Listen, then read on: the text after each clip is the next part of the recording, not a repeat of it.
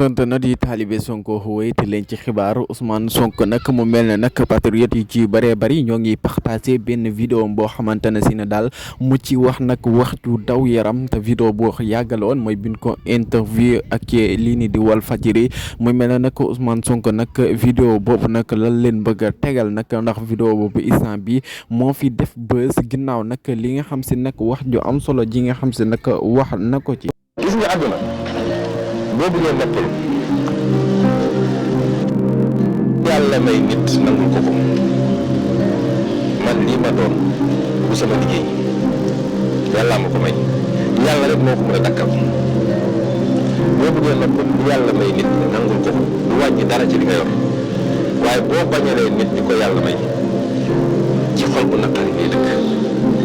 te man yéenewuma kenn lenn. naaw nag patriote yi ci bëree bëri di partager li nga xam si ne moo di vidéo ki nga xam si ne moo di Ousmane Sonko ginnaaw nag bi mu ci waxee wax ju am solo muy daal nit daal lépp lu mu am rek nangul ko rek te yàlla tax mu mel ne nag pour li nga xam si moo di sa anniversaire bi tamit fàttewuñ ko muy le 15 juillet incha allahu rabbi mooy date boo xamante ne si mooy 15 juin incha allahu rabbi Ousmane Sonko moom moo ko moom gars yi pour daal vraiment instant bi ñun deseetul la dara